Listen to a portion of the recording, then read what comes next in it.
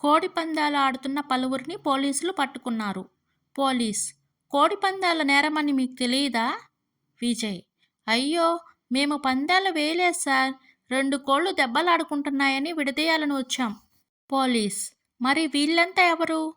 విజయ్: గాయపడిన కోడిని ఆస్పత్రికి తీసుకెళ్లడానికి వచ్చారు సార్. పోలీస్: మరి మీ చేతుల్లో డబ్బులేంటి? విజయ్: ఏంటి సార్ అంత అనుమానిస్తున్నారు? ఆస్పత్రిలో కోడికి వైద్యం చేయించాలంటే డబ్బులు కావాలిగా.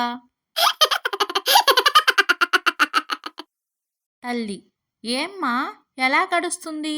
పెళ్లి కాకముందు ఎప్పుడు ఏదో ఒకటి మాట్లాడుతూ ఉండేదానివి. అత్తింటికి వెళ్ళాక ఎలా ఉన్నావో ఏంటో. కూతురు: ఏం పర్లేదమ్మా. మధ్యాహ్నం సమయంలో పక్కింటికి వెళ్ళి మా వారి గురించి, సాయంత్రం పక్కింటి వాళ్ళ గురించి మా ఆయన దగ్గర చెప్పుకుంటూ ఏదో అలా గడుస్తుంది. భార్య: ఏమండి, మన పక్కింటి వాళ్ళు పెద్ద టీవీ కొనుక్కున్నారు. మనము తీసుకుందామా? భర్త: ఊరుకోవే, ఆవిడ బాగోదు కాబట్టి ఆయన అంత పెద్ద టీవీ కొన్నాడు. కానీ నువ్వు అందానికే రూపం పోసుకున్నట్టు ఉంటావు. నిన్ను చూడకుండా ఆ టీవీ నేను చూస్తాను చెప్పు. భార్య: ఉండండి, మొన్న పకోడీలు చేయమన్నారుగా, తీసుకొస్తాను. శాంతం: ఏమండి, ఈ డ్రైవర్ని ఇప్పుడే పనిలోంచి తీసేయండి. అతడి వల్ల ఇవాళ చనిపోయేదాన్ని.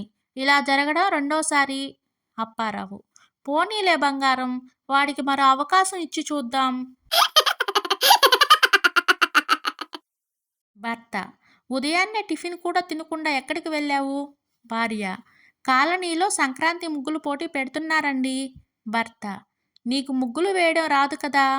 భార్య: అందుకేగా మీ పేరు ఇచ్చి వచ్చాను. మీరేం చేస్తారో తెలీదు.